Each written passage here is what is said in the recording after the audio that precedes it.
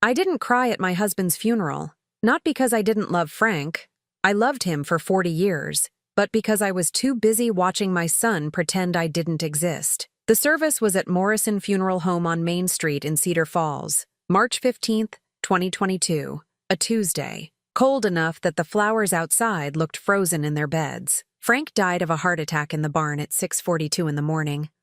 I found him slumped over his desk with a mug of coffee still warm in his hand. The coroner said it was instant.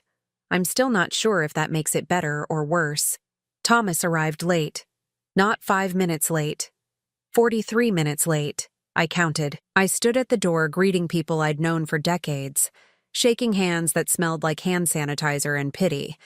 And my son walked in with his wife Veronica like they were arriving at a cocktail party.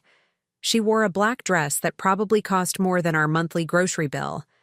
Heels so high she had to grab Thomas's arm just to walk on the carpet. "Mom," Thomas said, and kissed my cheek. His breath smelled like peppermint gum. He didn't look at me when he said it. Veronica smiled, the kind of smile you give someone when you're trying to remember their name. "Eleanor, so sorry for your loss." She'd been calling me Eleanor for 7 years. I'd asked her to call me Ellie 3 times. Mom once. She acted like I'd asked her to strip naked in church. The service was short. Pastor Jim said nice things about Frank that were true. Good father, hard worker, loved his land. Veronica checked her phone twice. I saw the glow under the pew. Thomas sat between us like a wall. He didn't hold my hand. At our wedding in 1982, Frank held my hand so tight during the vows I thought my bones would break. I wanted that pain again. I got nothing. After the burial, people came back to our house.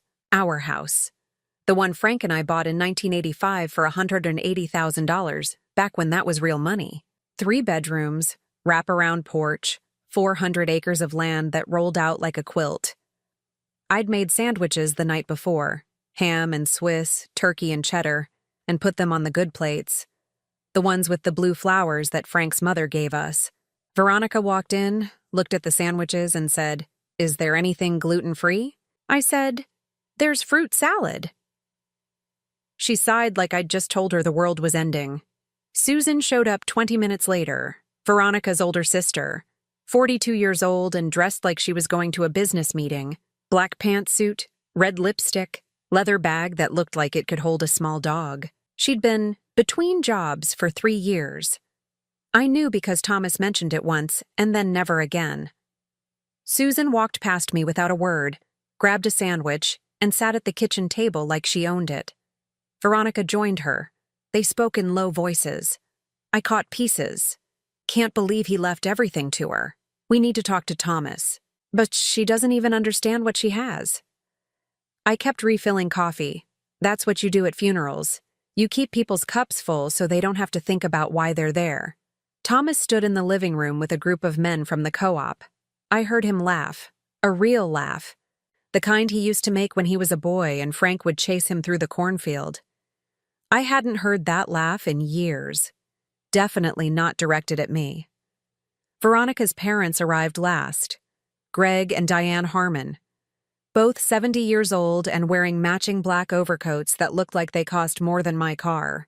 Greg owned a Chevrolet dealership until 2018, when he sold it after some trouble with inventory I never fully understood. Now they lived in a condo in West Des Moines and drove a Lexus they couldn't afford.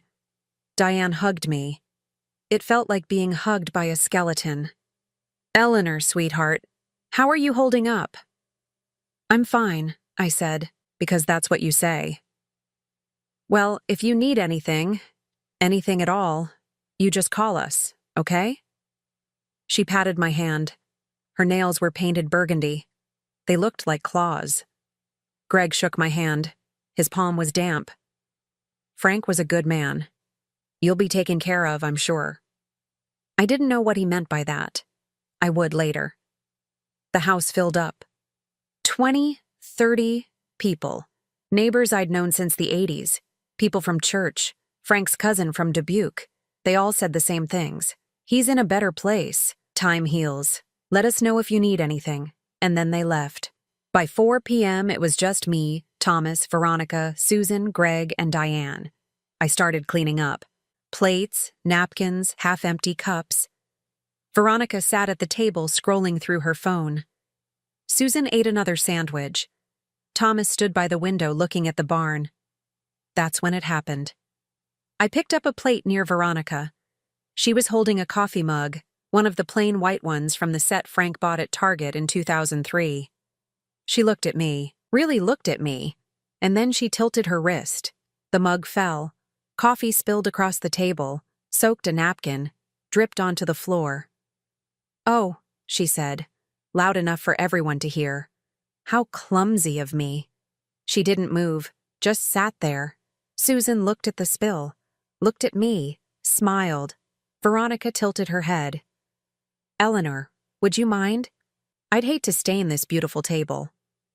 The table was oak, 40 years old. It had a burn mark from 1992 when I set a hot pan down without thinking.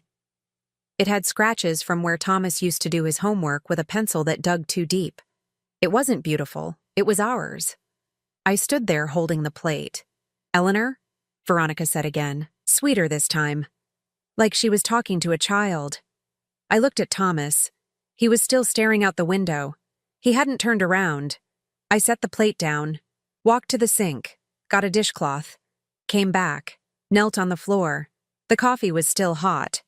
It burned my hand when I soaked it up. Veronica crossed her legs. Her heel touched my shoulder. She didn't move it.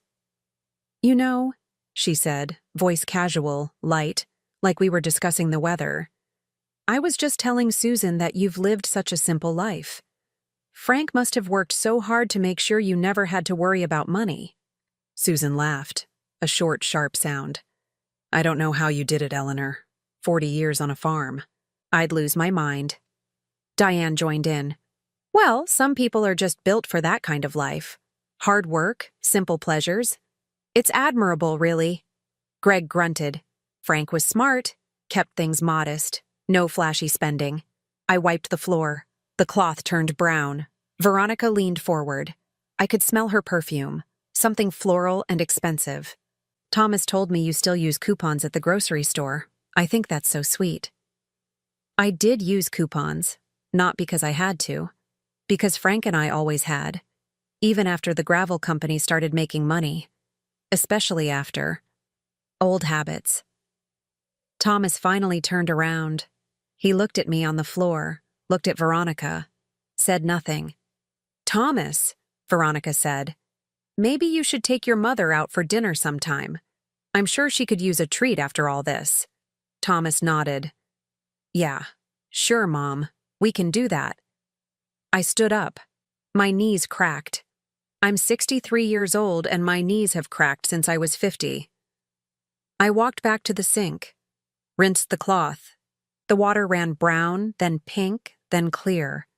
Behind me, I heard Susan whisper, "Does she even know what she's sitting on?" Veronica whispered back, "Not a clue." They thought I couldn't hear. I heard everything. I turned around. They were all looking at me. Veronica with that smile, Susan with her arms crossed, Greg and Diane like they were watching a play, Thomas like he wanted to be anywhere else. I dried my hands on a towel, the one with chickens on it that Frank bought me as a joke in 1998. "Thank you all for coming," I said. My voice didn't shake. I'm proud of that. "I'm very tired. I think I need to rest." Veronica stood up. "Of course. We'll get out of your hair." She looked at Thomas. "Honey, we should go." Thomas nodded. He walked over, hugged me. It felt like hugging a stranger. "I'll call you, Mom," he said. He didn't call. They left in 2 cars, Thomas and Veronica in their Honda CR-V, Susan riding with Greg and Diane in the Lexus. I watched them drive down the gravel road until the dust settled. Then I walked to the barn. Frank's office was in the back, a small room he'd built himself in 1998. Wooden desk, filing cabinet, a chair that squeaked when you leaned back. On the wall was a framed photo from the Iowa State Fair in 1987. Us and Thomas. Thomas was 4. He was holding a blue ribbon from the pig competition. Frank's arm was around my waist. I tried the door. Locked. I tried my key.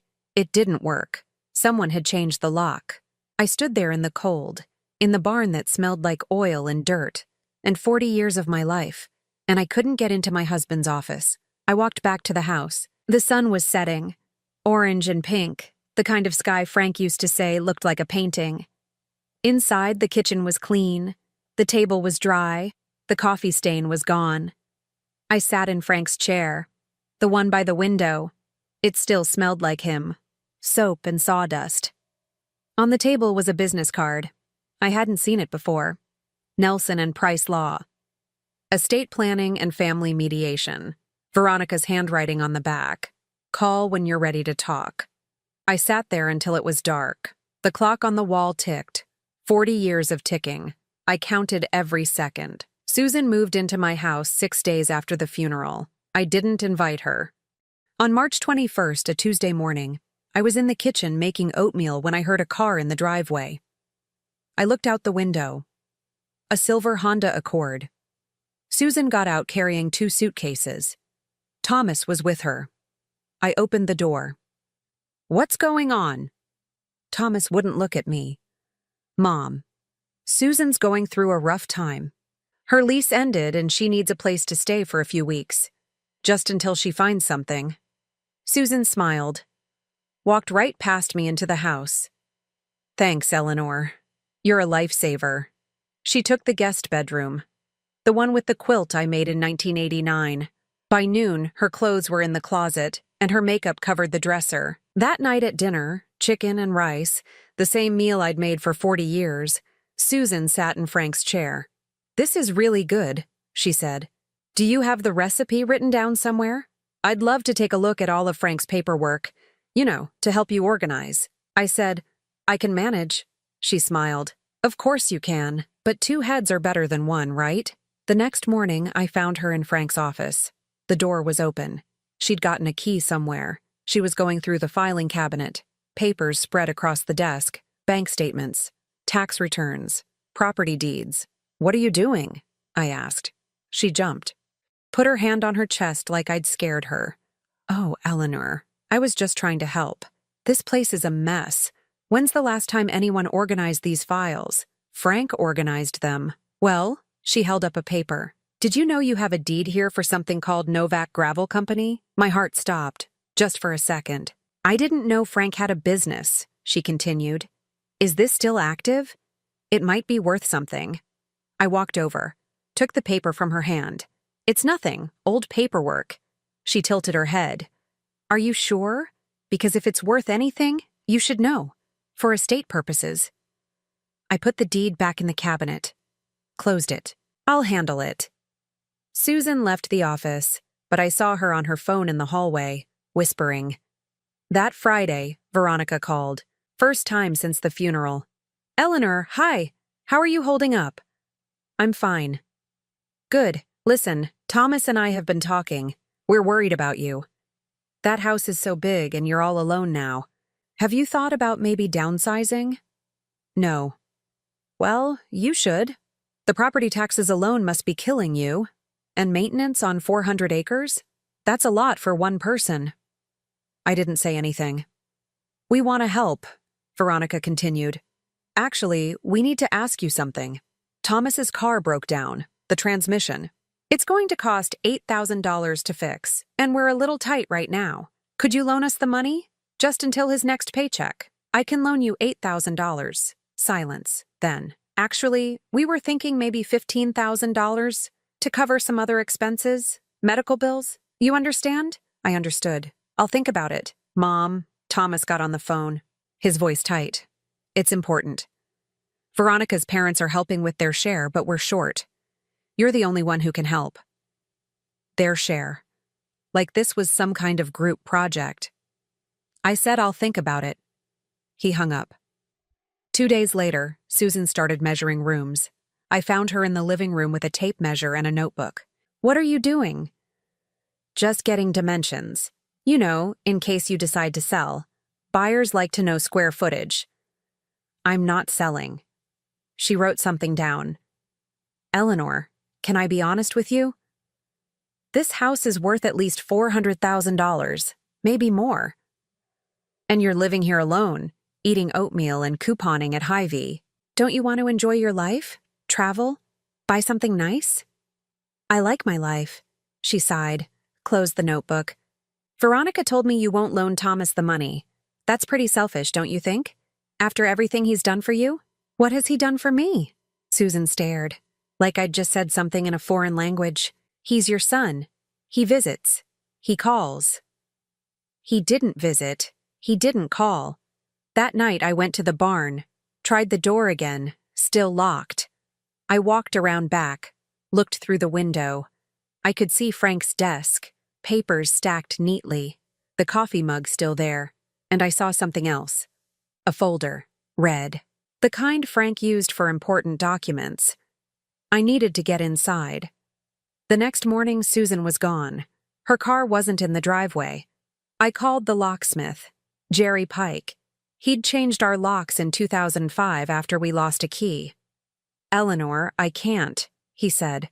Someone already called me.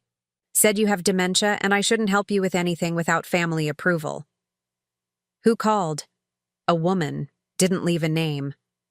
I hung up. That afternoon, Veronica, Thomas, Greg, and Diane showed up. No warning. They walked in like they owned the place. Greg sat at the kitchen table, Diane next to him. Veronica and Thomas stood. Eleanor, Greg started, we need to talk about your finances. My finances are fine. Are they? He pulled out a paper. Because according to the property tax records, you owe $12,000 this year, and your bank account shows $23,000. That's not a lot of cushion. I stared at him. How do you know what's in my bank account? Veronica touched Thomas's arm. Honey, you're on her account, remember? Joint access. You showed us. Thomas looked at the floor. We're concerned, Diane said softly. You're alone. You're aging. What happens if you get sick? What if you fall? I'm 63, not 90. Greg leaned forward. Frank left you everything. That's a lot of responsibility. We think it might be time to set up a trust. Let Thomas manage things. Take the burden off you. I don't want a trust. Mom, Thomas finally spoke. We're trying to help. You're being stubborn. Veronica put her hand on the table, right where she'd spilled the coffee. If you help us with the $15,000, we'll drop this. We just need a little help. That's what family does. I looked at all of them. 4 faces. Waiting. Get out, I said. Greg stood up. You're making a mistake. They left. I sat alone at the table. The clock ticked. I counted to 100. Then I went upstairs to Susan's room. Opened her suitcase. Found what I was looking for. A key. Small, brass, with a red tag. The barn key. I walked outside, across the dirt, to the barn. Slid the key into the lock. It turned. Inside, I opened the red folder on Frank's desk. The first page was a contract. Novak Gravel Co. Annual revenue, $576,000. The second page was an appraisal. Estimated value of mineral rights and operational assets, $8,000. I sat in Frank's chair. They had no idea. Susan noticed the key was missing on April 3rd. I know because that's when she started slamming doors. I was in the kitchen making coffee when she stormed in. Did you go through my things? This is my house, I said. Everything here is my things. Her face turned red. You had no right. That key was given to me by Thomas, for safety reasons. Safety from what? She didn't answer, just pulled out her phone and left the room. I heard her voice through the wall. She took it. I don't know how she knew. Yeah, she's acting paranoid. Maybe we should move faster. I drank my coffee. It tasted like metal. That afternoon, I went to the bank. First Federal on Cedar Street. I'd had an account there since 1983. Sherry Patterson was behind the counter. We used to be on the church council together. Hi, Ellie. What can I do for you? I need to check my account balance. She typed on her computer. Frowned. Looks like there was a withdrawal yesterday. $10,000. Check number 2847.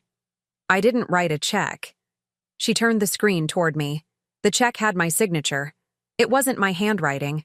Close, but not quite. The E was wrong. I always looped mine twice. Who cashed it?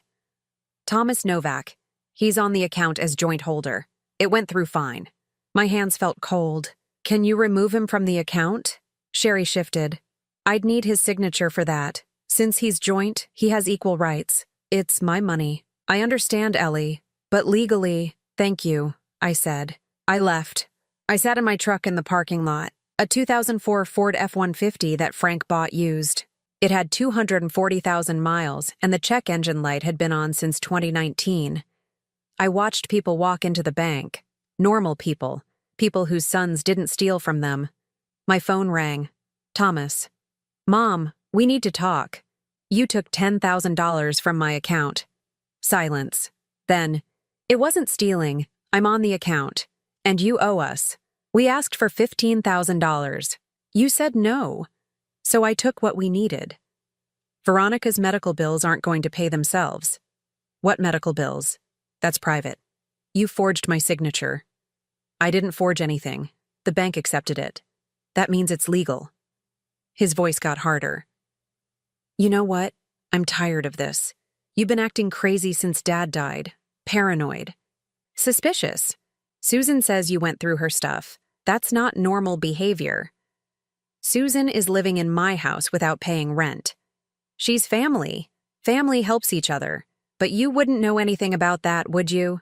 You never helped anyone. Dad did everything. He worked himself to death while you just existed. The phone felt heavy. Your father and I built that farm together. You cooked and cleaned. Dad built a business. There's a difference. He hung up. I sat there until the sun started setting. Orange and pink, like a painting. When I got home, Susan's car was gone. So was half the food in my refrigerator. I checked the guest room. Her suitcases were still there, but the drawers were empty. She'd moved her clothes somewhere, maybe to Thomas's house. The house felt bigger, colder. I made myself dinner, scrambled eggs, toast. I ate standing up at the counter because sitting at the table alone felt worse. At 8 p.m., someone knocked on the door. A man in a suit. 30-something, holding a clipboard. Eleanor Novak? Yes.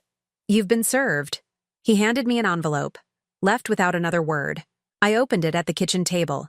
Petition for guardianship and conservatorship. Filed by Thomas James Novak. Case number 22CV0847. Blackhawk County District Court. I read it 3 times. Petitioner alleges that respondent Eleanor Novak, age 63, is unable to manage her own affairs due to diminished mental capacity, erratic behavior, and poor financial decisions. Petitioner requests full guardianship and control of all assets, including real property located at 1847 County Road 12, Cedar Falls, IA. The hearing was scheduled for September 16th, 5 months away. There was a note attached, handwritten, Veronica's handwriting. This is for your own good. We love you. Sign the consent form and we can avoid court. A consent form was clipped to the back. If I signed it, Thomas would have legal control over everything. My house, my bank account, the farm, the gravel company, everything Frank and I built. I sat there until midnight. The clock ticked. I didn't count. The next morning, I called Jerry Pike again, the locksmith. Jerry, I need you to change all the locks on my house. Today. Eleanor, I told you. I know what you told me. I'm telling you I'm not senile. I'm not incompetent. And if you don't come out here, I'll call every other locksmith in Cedar Falls until I find one who will. He came at 2 p.m., changed 6 locks. Front door, back door, barn, cellar, garage, and the side entrance. Cost me $480. I paid cash. You sure about this? He asked when he was done. Very sure. He left. I tested every lock twice. That night, Susan tried her key.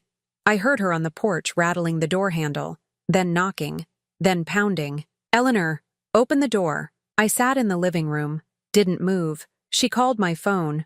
I didn't answer. She called 17 times. I counted. Finally, she left. I went upstairs to the guest room, packed all her belongings into her suitcases, carried them to the porch, left them outside. In the morning, they were gone. For 3 weeks, no one contacted me. No calls, no visits. The house was silent except for the clock and the wind and the sound of my own breathing. I started going through Frank's files. Every paper, every receipt, every contract. The gravel company had 14 active contracts. Monthly revenue averaged $48,000. The mineral rights extended across 180 acres of our property. Frank had been negotiating with a development company in Des Moines. They wanted to buy the whole operation. There was a letter dated January 2022, 2 months before he died. Mr. Novak, per our conversation, we are prepared to offer $12,000 for full acquisition of Novak Gravel Co., including mineral rights, equipment, and existing contracts.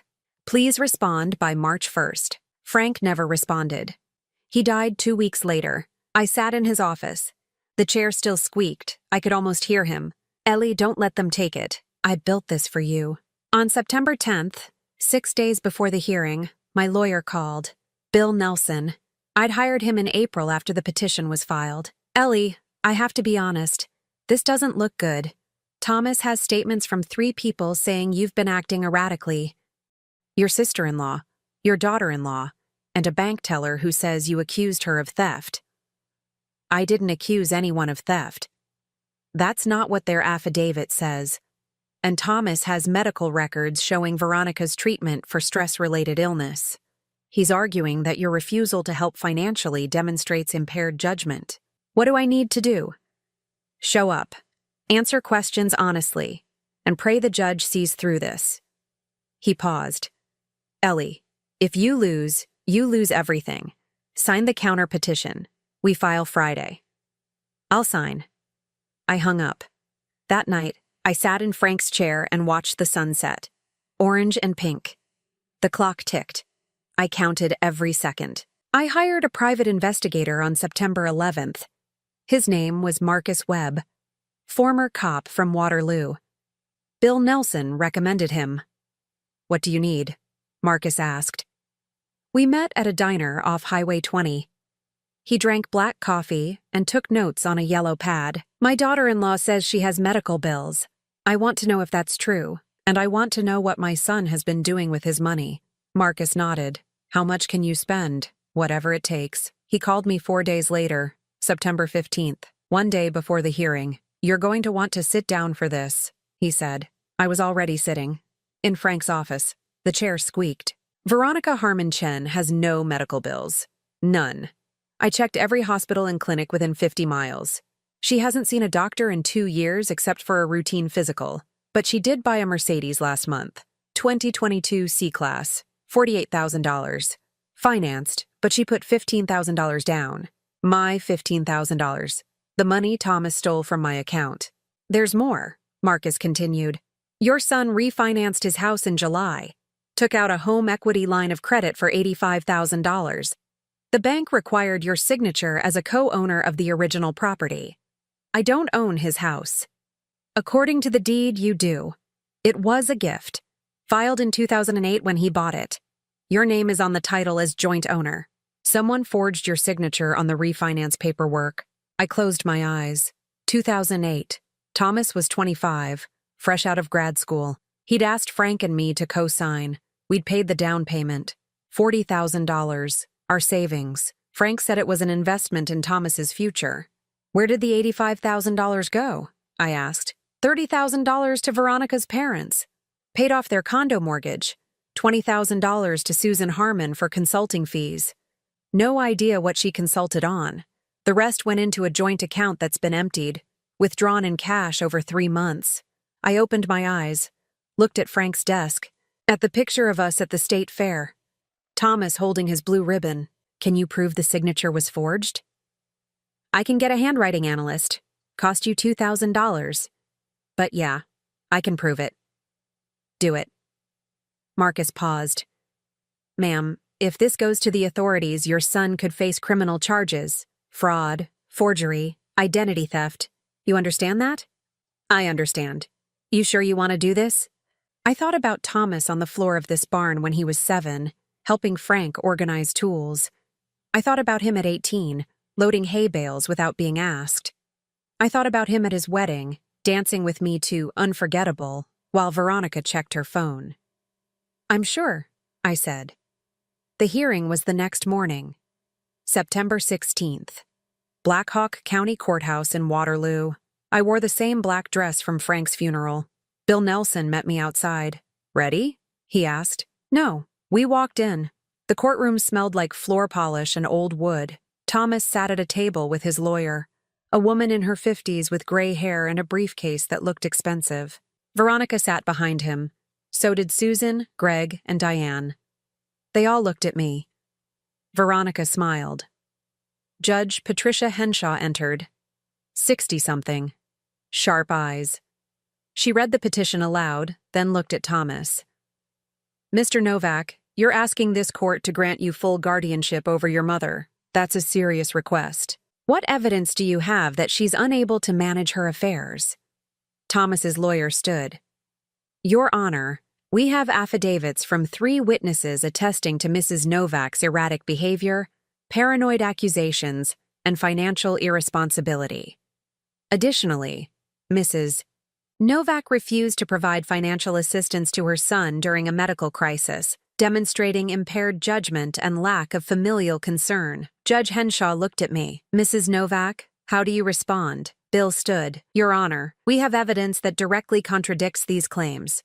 We'd like to present documentation showing that the alleged medical crisis was fabricated and that Mr. Novak has been systematically defrauding his mother for financial gain. Veronica's smile disappeared. Bill placed a folder on the judge's bench. Bank records showing unauthorized withdrawals, a forged signature on a home equity loan, and proof that the $15,000 Mr. Novak claims was for medical bills was actually used as a down payment on a luxury vehicle. The judge read for 3 minutes, didn't look up. Finally, Mr. Novak, did you forge your mother's signature on a refinance document dated July 18, 2022? Thomas's lawyer whispered something to him. He shook his head. No, Your Honor. My mother gave verbal consent. She just didn't want to drive to the bank. Verbal consent isn't legal consent for a secured loan, Judge Henshaw said. Did you withdraw $10,000 from her account without permission? I'm a joint account holder. I had every right. Did you tell her you were withdrawing it? Thomas looked at Veronica. She stared at the table. No, he said quietly. Judge Henshaw closed the folder. Petition denied. Mrs. Novak retains full control of her assets. Mr. Novak, you're removed from all joint accounts effective immediately. This court also recommends that Mrs. Novak consult with law enforcement regarding potential fraud charges. Thomas's face went white. We're adjourned. The gavel hit. Bill touched my arm. You won. I didn't feel like I'd won. I felt tired. Outside the courtroom, Thomas grabbed my arm. Mom, wait, please. I stopped. I'm sorry, he said. His eyes were red. Veronica told me you had dementia. She said you were hiding money and that you'd lose everything if we didn't act. I believed her. You stole from me. I know, but I can fix this. I'll pay you back, every cent. Just don't press charges. Please, I'll lose my job, my house, everything. Veronica appeared behind him. Eleanor, let's be reasonable. We're family. I looked at her, really looked at her, at the designer purse, the heels, the watch that probably cost more than my truck. You're not my family, I said. I walked away. That night, I got a call from Marcus. Thought you'd want to know. Greg Harmon was arrested this afternoon. Fraud investigation. Turns out he's been running a fake investment scheme. Lost about $80,000 of other people's money. One of his victims filed charges. Who? His own sister. She invested her retirement. Karma, I thought. Frank used to say it always came around. 2 days later, Greg had a heart attack. Mild, he survived. But the legal bills didn't stop. Susan called me on September 20th. First time in months. Eleanor, I need help. Greg's in the hospital and Diane can't afford the bills. Can you loan us $20,000? I almost laughed. No, you're a selfish bitch. You know that? Goodbye, Susan. I hung up. That week, I called the development company in Des Moines, the one that wanted to buy the gravel operation. This is Eleanor Novak. My husband Frank received your offer in January. The man on the phone, Carl Morrison, sounded surprised. Mrs. Novak, we thought that deal was dead. Is the offer still on the table? Is the offer still on the table? For $12 million, absolutely. But we'd need to close by the end of the year. I'll have my lawyer send the paperwork. Wait, Carl said. I should mention, we had the property reappraised in August. With the new highway development planned for 2024, the value has increased.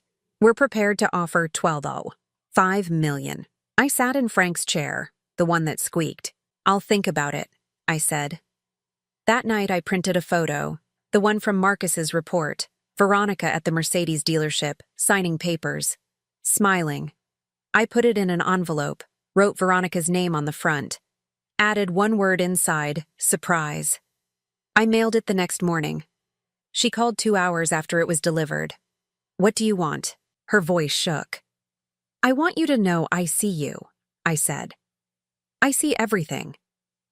I hung up. For the first time in months, I slept through the night. Veronica showed up at my house on October 2nd. No warning. Just her silver Lexus in my driveway at 7 a.m. I watched from the kitchen window. She sat in the car for 5 minutes, checking her makeup in the mirror, rehearsing. Finally, she got out, knocked on the door. I opened it, didn't invite her in. We need to talk, she said. No, we don't. Eleanor, please, I know you're angry, but we can work this out, as a family. You're not my family. Her jaw tightened. I'm married to your son. That makes me your family whether you like it or not. How's the Mercedes? I asked. Her face went pale. That photo. You had someone following me? I had someone finding the truth. She crossed her arms. Fine, you caught me. I bought a car. So what? Thomas approved it. We needed reliable transportation. With my money. With money Thomas took from a joint account he had every legal right to access. She stepped closer. Her perfume smelled like lilies, funeral flowers. You can't prove I knew where the money came from. I can prove your husband forged my signature. I can prove you lied about medical bills. I can prove you manipulated him into stealing from his own mother. Veronica laughed. Sharp. Cold. You think Thomas will back you up? He'll say whatever I tell him to say. He always does. Why? I asked. Why do you hate me so much? She stared at me. For the first time, I saw something real in her face. Not hate. Contempt. Because you're pathetic, she said. You spent 40 years playing farm wife, cooking, cleaning, pretending you mattered. Frank built everything and you just existed beside him. And now you're sitting on millions of dollars you don't even deserve. Thomas deserves it. He's your son. He's earned it. What has he earned? He put up with you. Your sad little life. Your boring stories. Your cheap clothes and your coupons and your... She stopped, took a breath. Thomas is going somewhere. I'm making sure of that. And you're not going to stand in our way. I looked at her, this woman who'd been in my family for 7 years, who I'd welcomed, fed, tried to love. Get off my property, I said. Or what? You'll call the police? Go ahead. Tell them your son stole from you. Destroy his life. Prove what a selfish bitch you really are. I closed the door, locked it. She stood on the porch for 3 minutes, then left. That afternoon, Bill Nelson called. Ellie, we have a problem. Veronica's lawyer filed a motion. They're claiming you coerced Thomas into giving you access to his accounts, and that you've been siphoning money from the gravel company for years. They're asking for a full forensic audit. Let them audit. They won't find anything. That's not the problem. The problem is they're going public. There's a reporter from the Waterloo Courier asking questions. This is going to get messy. Good, I said. Bill was quiet.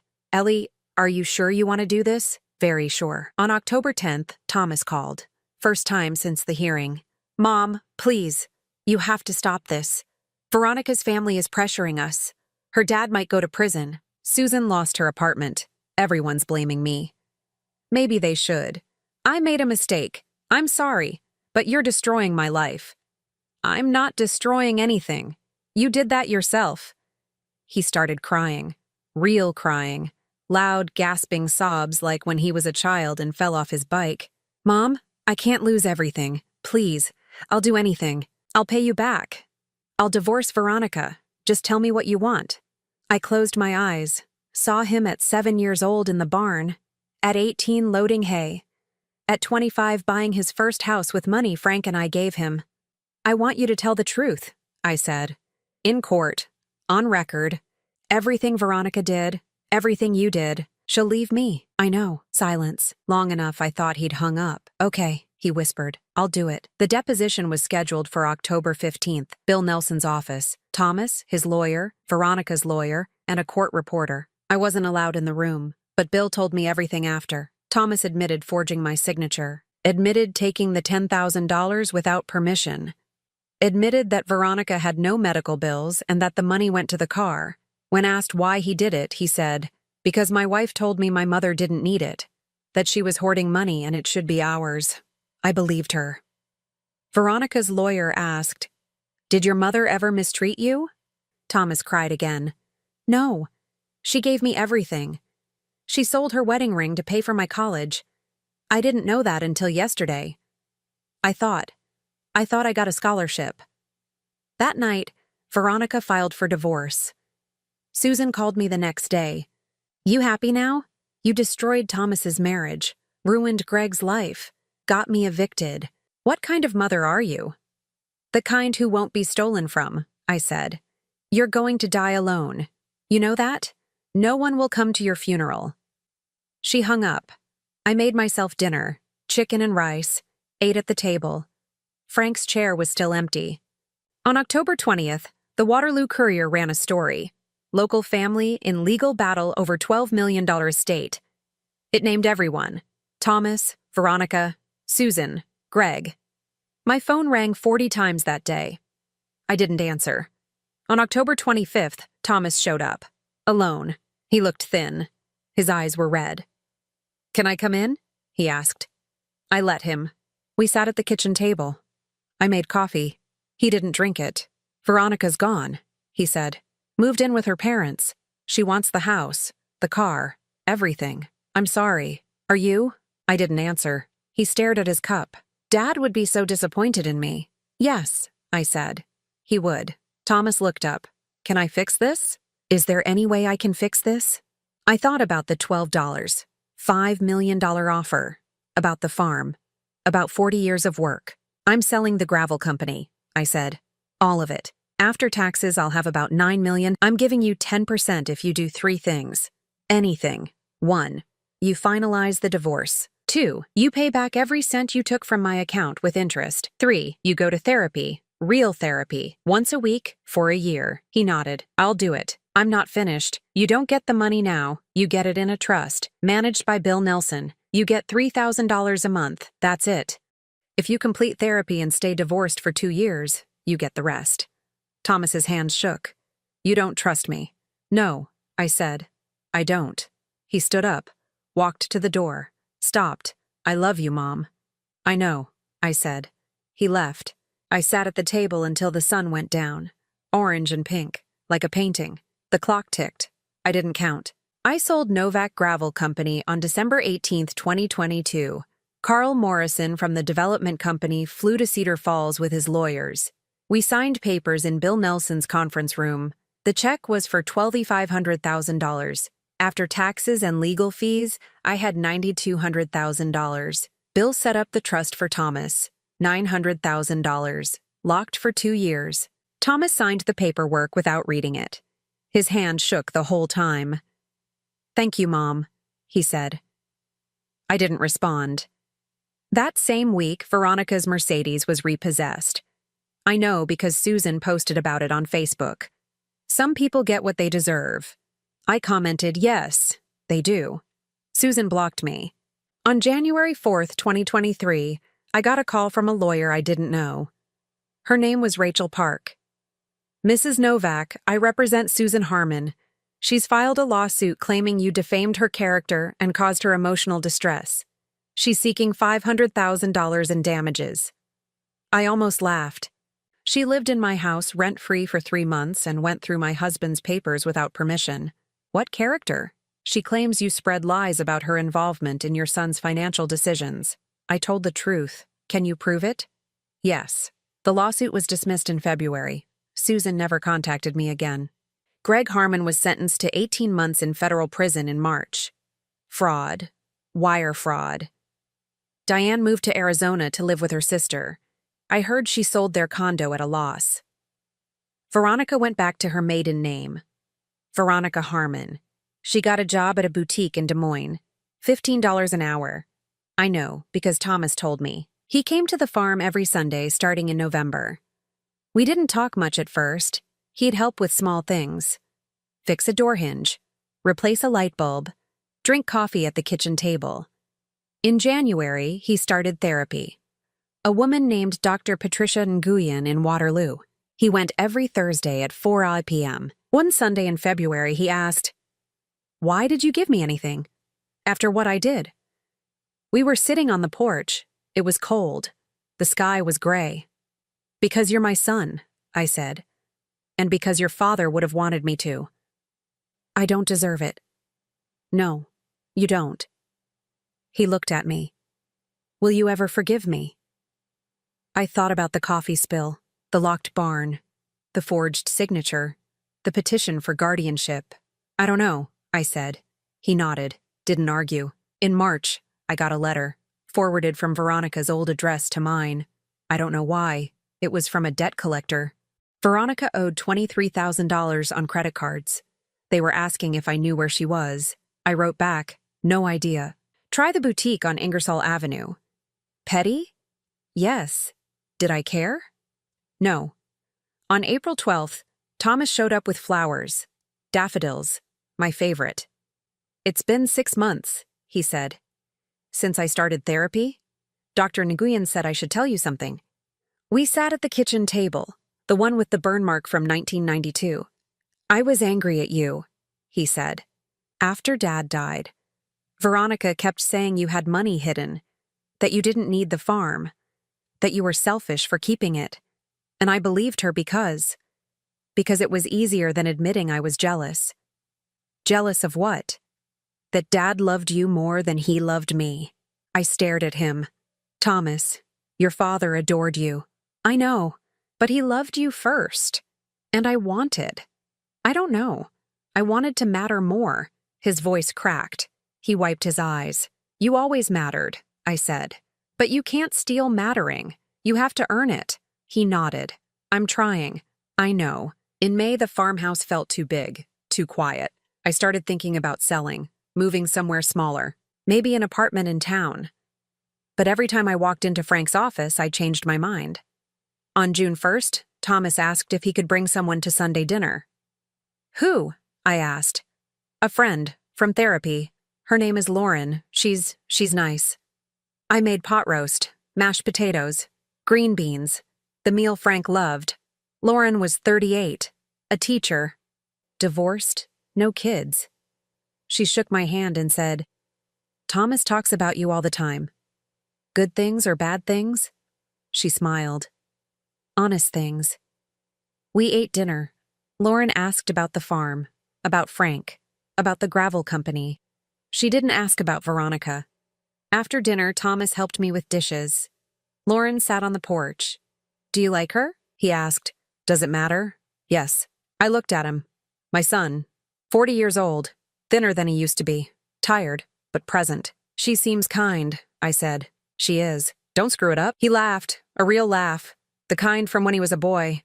On July 15th, I got a call from Veronica. First time in 9 months.